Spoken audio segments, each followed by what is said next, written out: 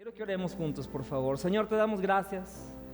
Gracias, Señor, porque tú ciertamente estás aquí como prometiste. No es algo místico, pero es algo poderoso y es real. Tú estás entre nosotros cuando nos juntamos y nos reunimos en tu nombre y oramos que en este momento tu palabra nos hable, nos enseñe, Señor, nos transforme. Cámbianos y sigue haciendo la obra que solamente tú puedes hacer en cada uno. Te damos la honra y la gloria. Gracias, Espíritu Santo, en el nombre de Cristo Jesús. Y todos decimos amén, amén, amén. Persistencia. El 26 de noviembre de 1922, un arqueólogo llamado Howard Carter estaba en su sexto año ya. Llevaba 6 años explorando las pirámides en Egipto y toda esa región del desierto, buscando lo que ellos creían que era de los grandes descubrimientos y de los grandes misterios que no se habían descubierto aún. Una tumba de un rey, un antiguo rey egipcio, y empezó a excavar y excavar y excavar. Era el 6.º año. Le dijeron a aquellos que lo patrocinaban: es el último año que te vamos a dar dinero para que hagas esto, no podemos seguir más. Pero él no renunció, siguió excavando, excavando, excavando. Y ¿sabes qué? El 26 de noviembre de 1922 descubrió uno de los tesoros más grandes jamás encontrados en la historia de la humanidad. Descubrió la tumba del rey Tutankamón. Y fue tan impresionante que él cuenta en su biografía y en la historia que cuando vio esa tumba era tan increíble. El sarcófago estaba hecho completamente de oro y estaba lleno el lugar. Había varias bóvedas en esa tumba que estaba lleno de tesoros. Había una carreta, había varias joyerías, había incluso un trono de oro que estaba en ese lugar. Yo me puse a googlear cosas, ¿verdad? Porque se me hizo tan impresionante. Y el puro sarcófago de oro, si lo mandaran a hacer hoy en día, ¿sabes cuánto costaría? Costaría como 130 millones de pesos. Nada más el puro sarcófago donde estaba el rey Tutankamón, por la cantidad de oro que contenía. Obviamente con el valor histórico sería mucho más alto el valor que tendría hoy en día. Este hombre encontró un gran tesoro. ¿Por qué? Porque fue persistente. Fue persistente, no se dio por vencido. Siguió adelante, siguió adelante, siguió adelante, siguió adelante. Y quiero decirte algo: todos los que estamos aquí, sin importar cuál es tu trasfondo de vida, sin importar cuántas historias tengas que contar o cuántas historias has visto, ¿cuántos saben que todo lo que vale la pena está del otro lado de la persistencia? ¿Sabías eso? Si no hay persistencia, no vas a encontrar nada de valor. Todo en la vida, incluso en la vida cristiana, en la vida de fe, todo lo que existe de valor está del otro lado de ser persistentes. Y quizá por eso es que Jesús, cuando está hablando con sus seguidores en Lucas capítulo 18, dice el versículo 1: cierto día Jesús les contó una historia a sus discípulos. Jesús solía contar historias para darles enseñanzas a aquellos que le seguían. Y les contó esta historia, ¿para qué? Para mostrarles que siempre debían orar y nunca darse por vencidos. ¿Sabes algo? Estoy 100% convencido de que si nos damos por vencidos, podemos perder las mayores bendiciones de nuestra vida. Si eres una persona que se da por vencida, vas a perder las mayores bendiciones de tu vida. Y yo no sé si lo has notado, pero hoy en día como que darse por vencido está de moda. Hay tanta gente que se da por vencida de diferentes formas. ¿Lo has notado? Del año 2010, el índice de divorcios en México era el 15% de los divorcios, de los matrimonios se divorciaban. Hoy en día, ¿sabes cuánto es? Es 33%. Se ha duplicado en 10 años nada más la cantidad de parejas que dicen: no, ¿sabes qué? Yo me rindo, no puedo más contigo. Se acabó. Lo regresan allá con la mamá, con el papá, ahí están los papeles, ahí está todo, ya no quiero nada, ¿verdad? Es gente que se da por vencida. ¿Sabes? Hay gente que se da por vencida en la vida. Y lo puedes ver en los índices de suicidio. Hay gente que simplemente se da por vencida y dice: si esta es la vida, yo ya no quiero más, ya terminé, se acabó, me doy completamente por vencido. Hay gente que se da por vencida en las relaciones. Hay gente que no tiene ninguna buena relación. Hay personas que, honestamente, dice tu pantalla que tienes 300, 500, 1000 amigos en redes sociales, pero cuando se trata de encontrar a alguien con quien abrir tu corazón, a quien llamarle en la madrugada, con quien quitarte completamente la máscara, ¿sabes qué dicen? No tengo a nadie. No hay nadie a quien le pueda contar esta situación de mi vida. ¿Por qué? Porque muchas personas se han dado por vencidas con sus relaciones. Dicen, no, toda la gente son unos traicioneros, todos te quieren usar, todos te ven la cara. No hay nadie en quien se pueda confiar realmente y la gente se da por vencida en las relaciones. Hay gente en los últimos 10 años, de 2010 a la fecha, 14 años. ¿Sabes cuál es la estadística entre los millennials? Las personas, los chavorrucos. ¿Cuántos chavorrucos hay en la casa? Amén, amén, sí, que ya te puedes lesionar hasta durmiendo, ¿verdad? Ya sabes que eres chavorruco cuando te pasa eso. Pero ¿sabes cuál es la estadística? Que de los millennials, de 2010 a la fecha, se ha duplicado la cantidad de parejas jóvenes, familias jóvenes, hombres y mujeres jóvenes, adultos, que renuncian a la iglesia. Hay mucha gente que se está dando por vencida en la fe. Hay mucha gente que ve la iglesia y dice, eso es una farsa.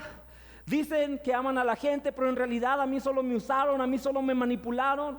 En realidad nunca pasó nada. Sí lo intenté, sí fui a la iglesia, sí quise buscar a Dios, pero mi vida nunca cambió. Terminé peor de como estaba antes. ¿Sabes? Hay tanta gente dándose por vencida en tantas situaciones, en tantas áreas de la vida.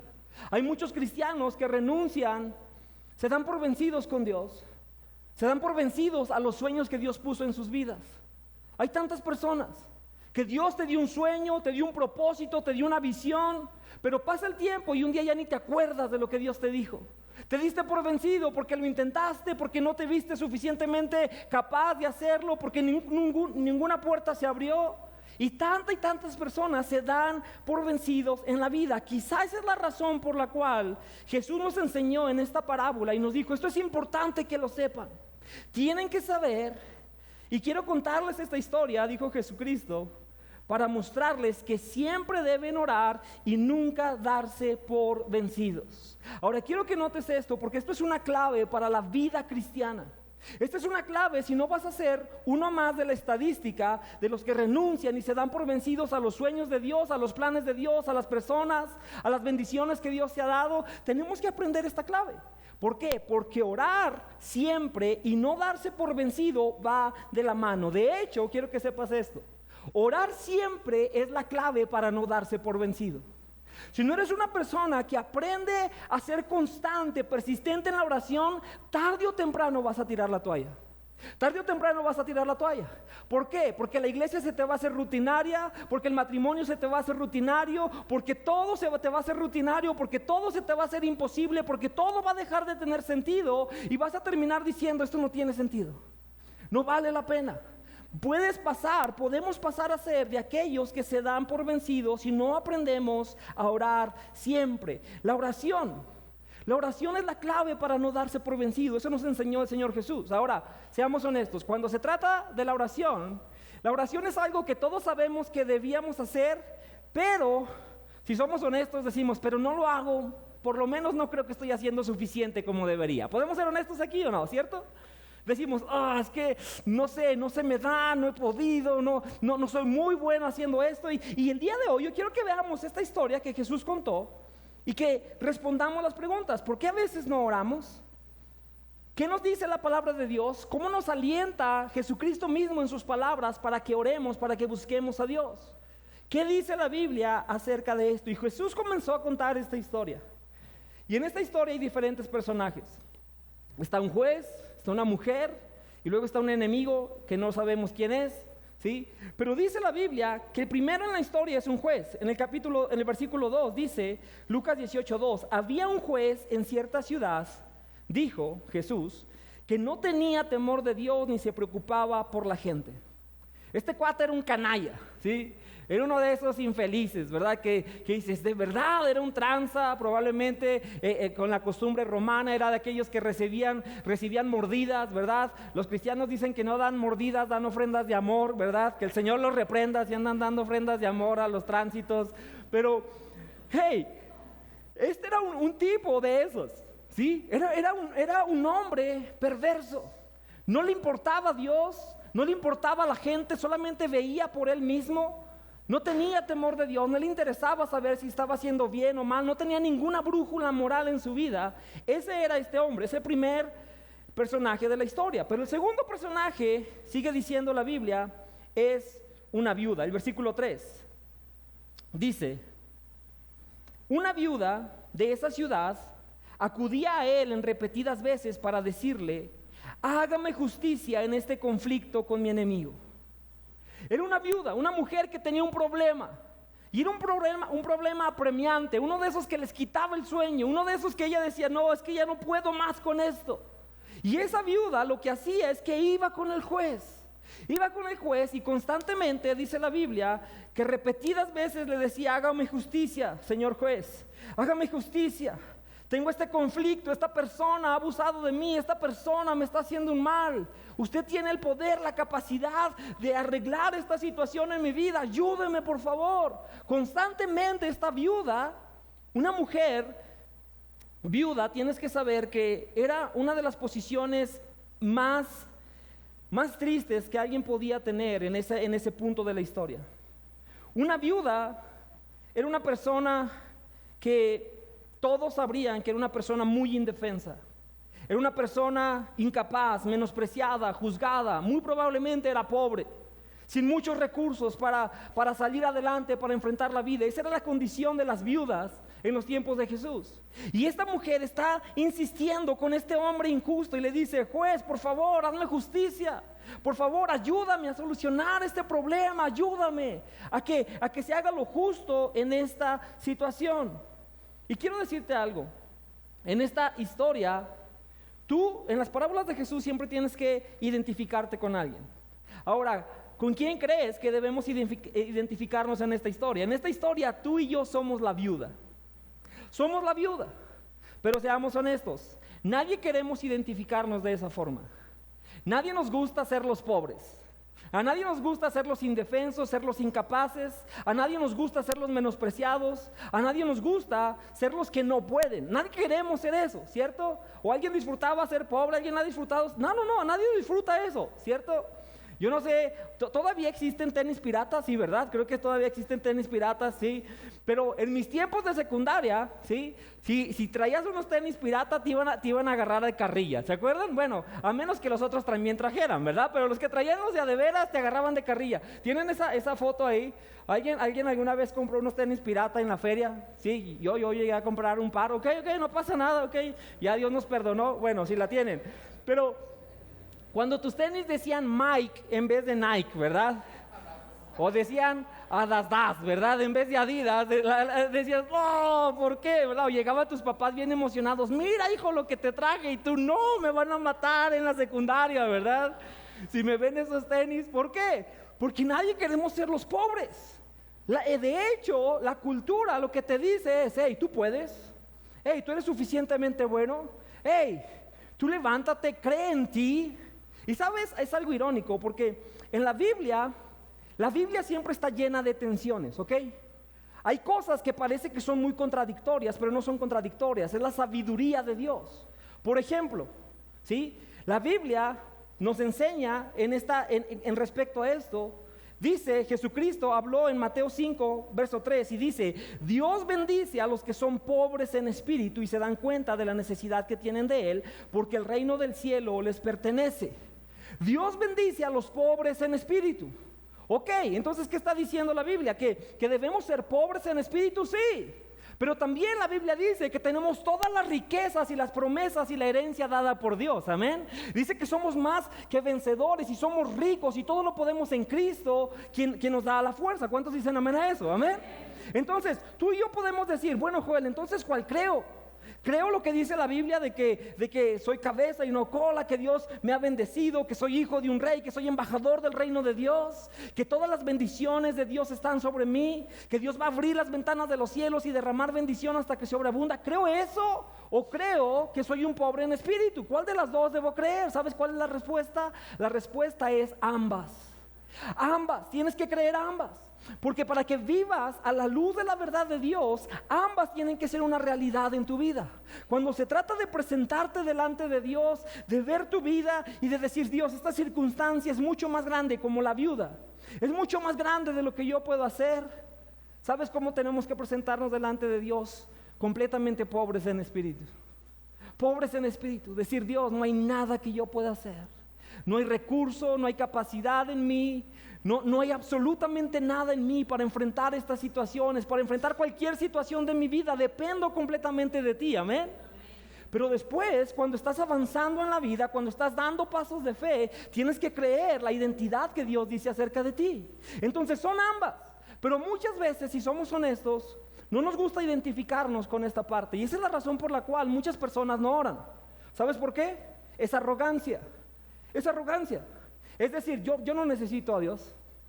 A lo mejor hay gente aquí que necesita orar 21 días. No, yo no. Yo tengo la vida en control. Yo puedo. Yo estoy bien. Mira, el plan me está saliendo, ahí voy, ahí la llevo. Es arrogancia muchas veces. Porque no queremos reconocer nuestra pobreza delante de Dios. Pero necesitamos reconocer eso si es que vamos a encontrar la respuesta de Dios en nuestras vidas. Necesitamos ser pobres en espíritu, eso dijo nuestro Señor Jesucristo. Necesitamos reconocer que sin Dios no tenemos ninguna oportunidad y ningún recurso. ¿Cuántos saben que eso es verdad? Amén. No sé tú, pero si no fuera por Dios en mi vida, yo no sé dónde estaría. Yo no sé dónde estaría. Estaría completamente perdido. Necesitamos reconocer nuestra pobreza para encontrar las riquezas de Dios. ¿Y sabes qué? Esa es la razón por la cual oramos. Esta viuda por eso se acercaba al juez, porque ella decía: yo soy indefensa, yo no puedo, no tengo capacidad, no tengo recursos para enfrentar esta situación. Tengo que buscar a alguien que está muy por encima de mí, que tiene la capacidad, que tiene autoridad, que tiene poder para responder. Y esa es la manera en cómo nosotros como hijos de Dios debemos depender de Dios en oración. Cuando oramos, eso es lo que le estamos diciendo a Dios. Dios, me quedan 6 meses de este año, pero yo no puedo, Señor. No hay ninguna forma de que yo tenga los recursos, la capacidad ni la sabiduría. No puedo, te necesito a ti porque sé que tú estás muy por encima de mí, amén. Y sé que tú eres capaz y tú sí puedes. Ese es el corazón que debemos tener de acuerdo a lo que Jesús está enseñando en la palabra. Necesitamos aprender a ser pobres en espíritu. La viuda era pobre, era incapaz, era la menos probable, pero ¿sabes qué? Había algo que sí tenía. Y lo que sí tenía esta mujer era persistencia. La clave en su vida se llamaba persistencia. Era una persona persistente, constante. ¿Te imaginas? De acuerdo a lo que dice la historia, tienes que imaginarte la Biblia para que tome vida, ¿ok? Imagínate la escena. Yo me imagino que la señora llegaba al juzgado, ¿verdad?, de Jerusalén y les decía: juez, oiga juez, mire, vengo otra vez, es que esta situación ya ve que ya le había platicado. Y el juez la veía y se rascaba la frente, ¿verdad? Así como que: ay señora, no, ya le dije que no hay nada que pueda hacer, por favor váyase a su casa, no vamos a poder arreglarle aquí el problema. Y al siguiente día: juez, mire juez, es que vengo otra vez porque no se imagina, esto es muy complicado, y si usted me escucha y pone atención. Y el juez se arrancaba los cabellos, ¿no? Y decía: señora, que no, ya le dije que no puedo hacer nada al respecto, ¿verdad? Si trae por ahí algunas orjuanas, vemos, ¿verdad? O, no sé qué le decía el juez, pero se volvía a ir la señora, la viuda. Y una vez más: juez, al día siguiente: juez, por favor, tiene que ponerme atención, mire, por el amor de Dios. Señora, yo ni creo en Dios, no me ande poniendo a Dios aquí, ¿verdad? Váyase para allá. Esa era la constancia, era la constancia de esta mujer viuda. Estaba vez tras vez, hasta que, ¿qué dice la palabra? Fíjate lo que dice la palabra en el versículo 4, Lucas 18:4. Dice: durante un tiempo el juez no le hizo caso, hasta que finalmente se dijo a sí mismo: no temo a Dios, ni me importa la gente, pero esta mujer me está volviendo loco. Me ocuparé de que reciba justicia porque me está agotando con sus constantes peticiones. Su petición es constante. No deja de pedir, no deja de venir, no deja de suplicarme, de clamarme. Ya me tiene fastidiado, ni considero a Dios, ni me importa la gente, pero estoy cansado, así es que se acabó. Voy a arreglarle su problema. ¿Sabes cuál fue la clave de la viuda? La clave de la viuda fue su persistencia. Ahora, yo me estaba preguntando esto, y te tienes que hacer preguntas cuando lees la Biblia. ¿Por qué Dios desea que seamos constantes y persistentes en la oración. ¿Por qué? Porque seamos honestos. ¿Alguien tiene un hijo constante o persistente, verdad? Que dice, papá, llévame las hamburguesas, papá, llévame las hamburguesas, papá, ya vamos a ir, papá, tú dijiste. ¿Alguien tiene uno de esos? Yo tengo 3, ¿verdad? A mí me tocaron 3 de esos. Y seamos honestos, a los papás no nos gusta la persistencia, ¿verdad? Si le dices, ya te dije que el otro domingo vamos a ir, ¿no? Y están dale, ¿verdad? ¿Por qué a Dios le gusta la persistencia? ¿Por qué Dios y Jesucristo en esta historia nos enseña a ser persistentes? Esa es una buena pregunta. Y yo estaba pensando, bueno, Dios, ¿por qué? ¿Por qué? ¿Sabes? Hay varias cosas que suceden cuando somos persistentes en la oración. A ti y a mí no nos gustaría, seamos honestos, nos gustaría hacer una oración y que a la primera Dios nos contestara, ¿verdad que sí? Todos preferiríamos eso. Dios, si ya te pedí, pues ya contéstame. Si me escuchas, si me amas, si tú dices que sabes todas las cosas antes de que te las digamos, eso dice la Biblia, entonces contéstame de inmediato. Pero ¿por qué Dios nos pide que seamos persistentes? Por lo menos hay 3 razones. Puede haber más, pero hoy quiero compartir 3 contigo. 1, la oración persistente te mantiene en la presencia de Dios. Te mantiene en la presencia de Dios. Cuando hay una carga en tu corazón, cuando dices, ya no puedo seguir así, las cosas tienen que cambiar. Dios, tienes que quitar esta depresión, tienes que quitar esta ansiedad, tienes que sanar este matrimonio, tienes que quitarme esta carga de encima, tienes que abrir la puerta, porque estoy estancado, me estoy muriendo en este lugar. ¿Sabes? Cuando estás ahí, tu persistencia te va a hacer acudir constantemente a la presencia de Dios, amén. Y Dios quiere que estemos en su presencia. Dios anhela que estemos en su presencia. Pero seamos honestos, muchos de nosotros no iríamos a la presencia de Dios si no tuviéramos ninguna necesidad. No iríamos a la presencia de Dios. ¿Sabes? A veces Dios usa las circunstancias para traernos a Él. Otra razón por la cual debemos ser persistentes en la oración es porque la oración persistente nos ayuda a refinar nuestras peticiones. Lo voy a decir otra vez.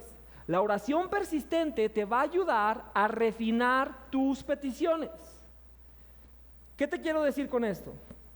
Muchas veces creemos que estamos pidiendo lo mejor. Creemos que nuestra petición es la correcta. No, yo estoy pidiendo puras cosas buenas, Joel. Yo estoy pidiendo cosas incluso conforme a la voluntad de Dios, a la palabra de Dios. Dios dice que quiere darnos un matrimonio bendecido. Dios dice, sí, que Él nos quiere bendecir económicamente. Dios dice que Él tiene a mi media naranja o a mi media sandía, lo que sea, ¿verdad? Pero Dios dice que Él tiene todo eso para mí. No estoy pidiendo algo malo. ¿Sabes qué dice la palabra de Dios? Mira lo que dice, Santiago 4:3 dice, y cuando piden, no reciben porque piden con malas intenciones para satisfacer sus propias pasiones. Te sorprendería cuántas veces estamos pidiéndole algo a Dios que no es lo que le deberíamos de pedir. Y no nos damos cuenta de ello. Y nada más renegamos. No, es que yo llevo mucho tiempo pidiéndole a Dios y Dios no me contó a mí. Es que Dios no me escucha a mí. ¿Sabes? Cuando somos persistentes en la oración, esa persistencia va a refinar nuestra petición, va a refinar tu corazón. Vamos a aprender a pedir las cosas correctas por las razones correctas. Y eso es algo que, te quiero ser honesto, la gran mayoría de la gente no nos damos cuenta de eso. No nos damos cuenta de eso. Hace como 6, 7 años, no tengo la fecha exacta, comenzamos a tener reuniones de oración. Y empezamos a convocar a un grupo de personas y orábamos los martes en la tarde, recuerdo. Fue la primera, por un año más o menos, 1 año y medio estuvimos orando, ¿cierto? Los martes en la tarde. Y orábamos, y orábamos, y orábamos. Y todas las veces yo recuerdo que llegaba y le decía, Señor, ¿hasta cuándo vas a abrir la siguiente puerta? ¿Hasta cuándo vas a bendecir el ministerio? ¿Cuándo vas a cumplir los sueños que has puesto en mi corazón? ¿Cuándo va a pasar esto, Señor? Tú dijiste que tú ibas a estar conmigo, Señor. ¿Por qué no sucede? ¿Por qué hay puros problemas? ¿Por qué no se abre ninguna puerta? ¿Por qué? Yo estaba renegando con Dios, pidiéndole y renegando con Dios, porque las cosas en el ministerio no se daban como yo esperaba. Y ¿sabes qué? Recuerdo un día, hasta después de un año, ¿ok? Después de un año de estar orando, Recuerdo un día cuando fue tan claro que Dios tenía que refinar mi petición. Yo creía que estaba pidiendo algo bueno, pero en realidad no era la petición correcta. Y sabes, ese día estaba como hasta renegando y enojado con Dios. Y no te preocupes, Dios acepta también esas oraciones, ¿ok? Estaba así con Él. Y ese día el Espíritu Santo me mostró de una forma tan clara: Joel, eso no es lo que tú necesitas. Tú no necesitas más éxito ministerial. Lo que tú necesitas es sanidad en tu identidad. Necesitas sanar tu identidad porque tú quieres éxito en el ministerio para llenar un hueco que hay en tu identidad y en tu corazón. ¿Sabes? Dios refinó la petición que yo tenía delante de Él. ¿Por qué? ¿Porque era una buena petición? Sí, pero la intención era incorrecta. La intención era mala. Yo quería que el ministerio llenara en mí lo que solamente Dios puede llenar en mí. Y muchas veces no nos damos cuenta de eso y no lo vas a descubrir hasta que seas persistente en la oración. Por eso es que tenemos que ser constantes, persistentes. Hay gente que le está pidiendo un novio a Dios y Dios dice: hey, no necesitas un novio, primero tengo que sanar tu pasado. Hay personas que le están pidiendo a Dios por un negocio y Dios dice: no necesitas un negocio, primero tengo que sanar tu enfoque. Hay gente que dice: Dios, es que dame más dinero y más dinero y más dinero, y Dios dice: no necesitas dinero, necesitas aprender a confiar en mí, necesitas ponerme en primer lugar en tu vida, entregar todo de tu vida verdaderamente a mí. Hay personas que dicen: Dios, necesito sanidad para este matrimonio, ya cámbialo, ya renuévalo, y Dios dice: no, necesito que me pongas en primer lugar. Esa es la petición que deberías tener. Pero muchas veces no nos damos cuenta de la petición real que tenemos. ¿Por qué? Porque no somos persistentes. Dios espera que seamos persistentes. ¿Por qué? Porque al ser persistentes nos mantenemos en la presencia de Dios. Porque la oración persistente nos ayuda a refinar nuestras peticiones. Te vas a dar cuenta. Te vas a dar cuenta, y es mucho mejor lo que Dios dice que necesitas que lo que tú dices que necesitas. ¿Cuántos saben que eso es verdad? Amén. Y sabes, esa es la razón también por la cual muchas personas no quieren orar, porque no quieren soltar lo que ellos quieren para tomar lo que Dios quiere para ellos. No, estamos tan aferrados. Pero si te pasa eso, solo dale tiempo al tiempo. Solo dale tiempo al tiempo.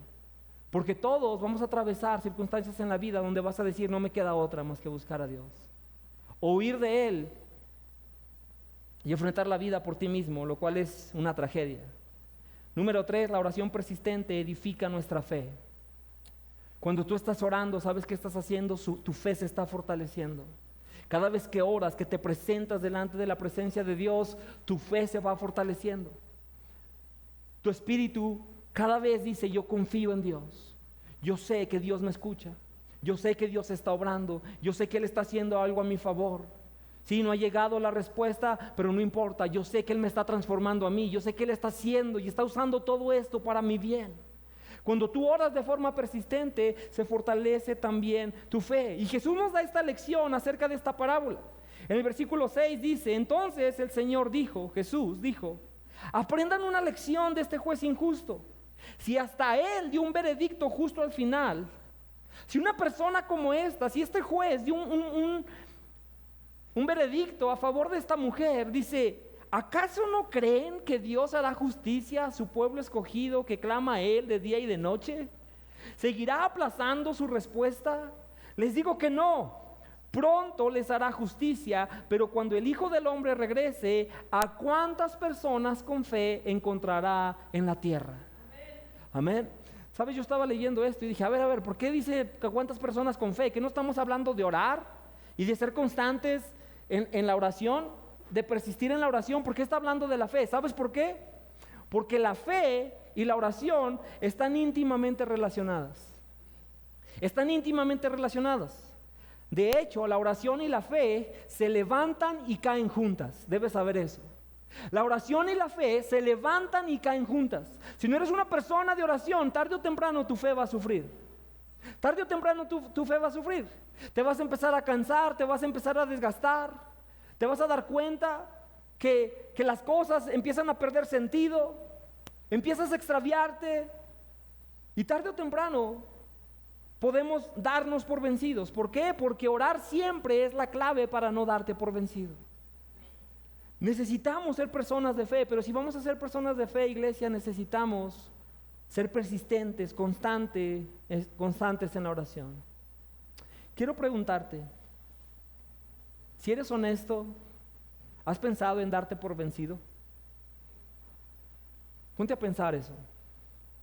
A lo mejor has dicho, no, yo ya no quiero servir igual. Ya me cansé. Ya no le veo sentido a seguir sirviendo, ya estoy desgastado, mejor ya. A lo mejor en tu familia dices, hey, no, ya, este matrimonio ya topó, ya no hay nada más. A lo mejor en un sueño que Dios te dio, has topado tantas veces, has patinado tantas veces, sigues estancado en el mismo lugar, a veces parece que avanzas solo para regresar al mismo punto. Y dices, hey, no sé si tengo que dejar esto por la paz. Quizá tenga que conformarme con otra cosa. Quizá tenga que hacer otra cosa. Nos damos por vencidos, ¿sabes por qué? Porque dudamos de nosotros mismos, dudamos de los demás, incluso dudamos de Dios. Dudamos de Dios. No, Dios no ha hecho el milagro. No, Dios, tengo años pidiéndole, Joel, a Dios que haga esto y Dios no lo ha hecho. Nos damos por vencidos porque dejamos de orar. Nos damos por vencidos porque las circunstancias de pronto parecen imposibles. Nos damos por vencidos porque nos sentimos tan incapaces. Nos damos por vencidos porque creemos que llegamos al final del camino, que ya no hay nada más que hacer. ¿Sabes qué sucede? Por eso es que Jesucristo nos enseñó, oren. Sean como esa viuda. Sigan insistiendo, pero hay dos cosas que son diferentes con Dios. La Biblia dice que este hombre no tenía temor de Dios. Porque ¿sabes qué? Una persona que tiene temor de Dios hubiera hecho justicia para esa mujer, ¿cierto? Una persona que tiene temor de Dios, que está consciente que Dios le está viendo, que Dios le puso en ese lugar con un propósito para ser de bendición, esa persona no se tomaría el trabajo a la ligera. ¿Cuánto más Dios mismo quiere hacer justicia para cada uno de nosotros? Amén. Esa es la diferencia. Dios no es como este juez injusto.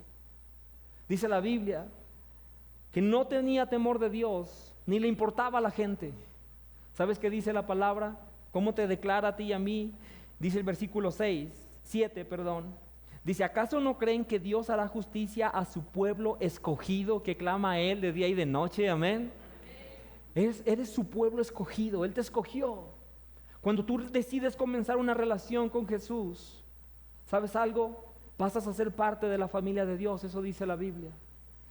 Jesucristo nos dice, ¿no creen? Si ese hombre reaccionó a la petición constante de una mujer, ese hombre que era un bribón, ese hombre que no tenía temor de Dios, que no le importaba nada, si él respondió a la petición constante, ¿no creen que nuestro Dios todopoderoso que nos ama va a respondernos también? ¿Cuántos dicen amén a eso? Amén.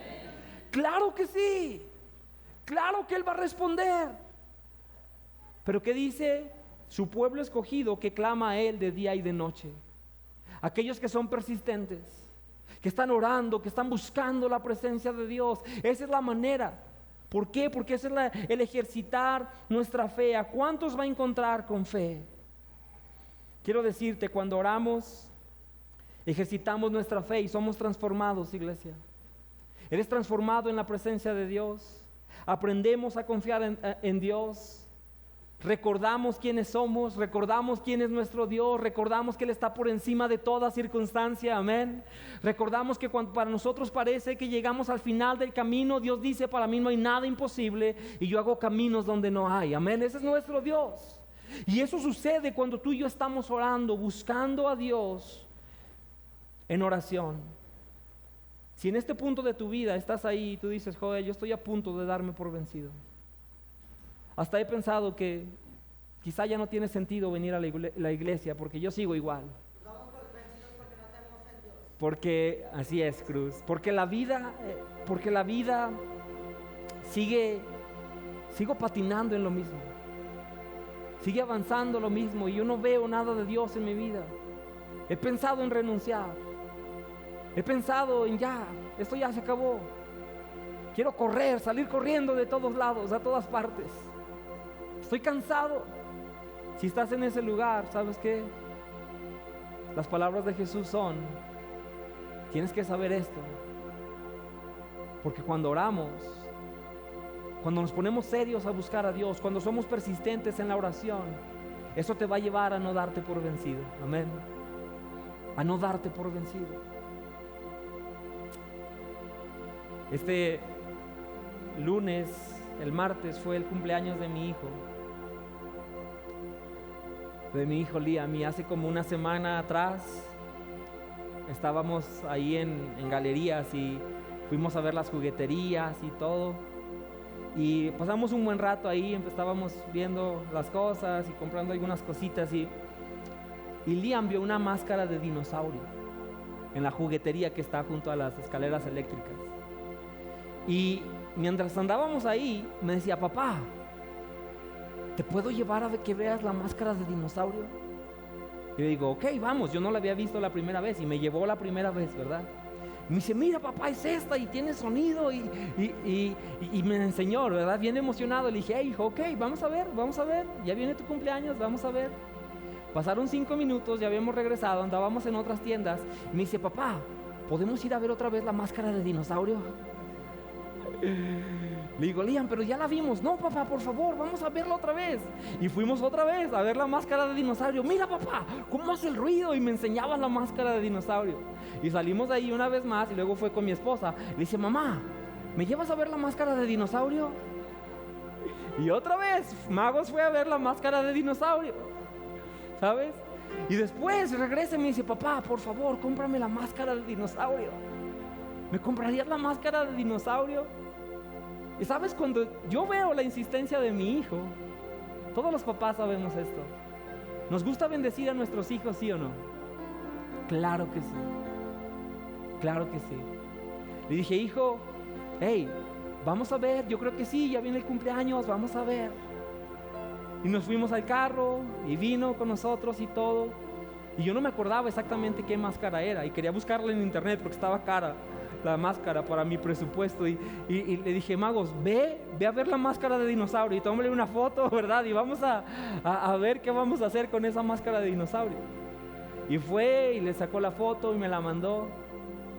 Y después se acercaba el día del cumpleaños, y dentro de mí, Liam nos mencionó la máscara de dinosaurio un par de veces, y dentro de mí dije: mi hijo de verdad quiere esa máscara de dinosaurio.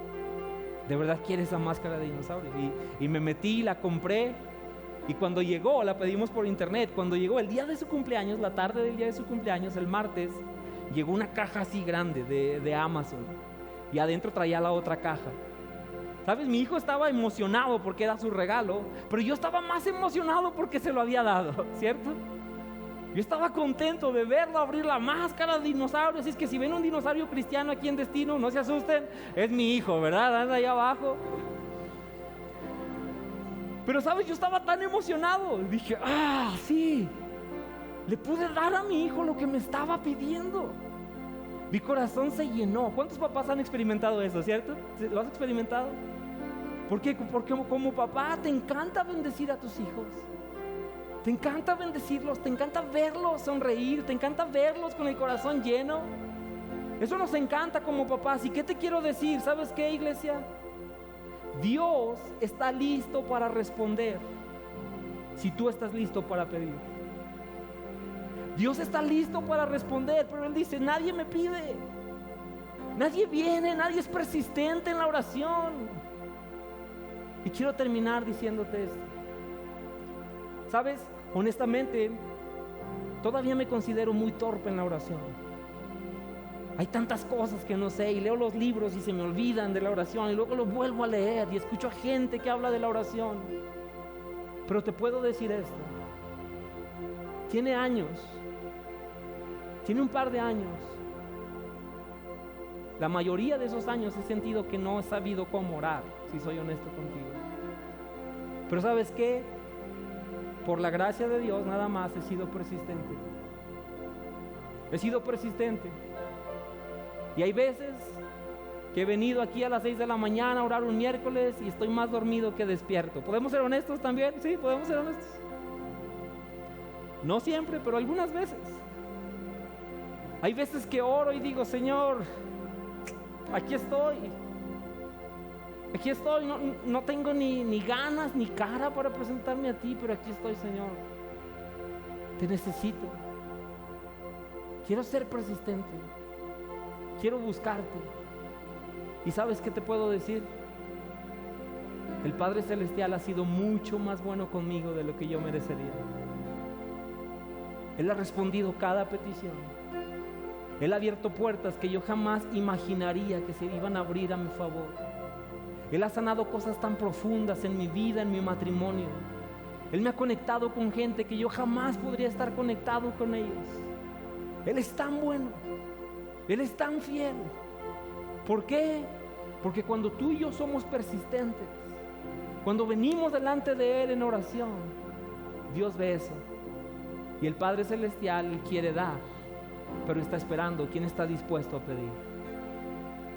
Estos 21 días de oración, iglesia, vamos a estar aquí. Vamos a estar aquí porque sabemos que somos como esa viuda.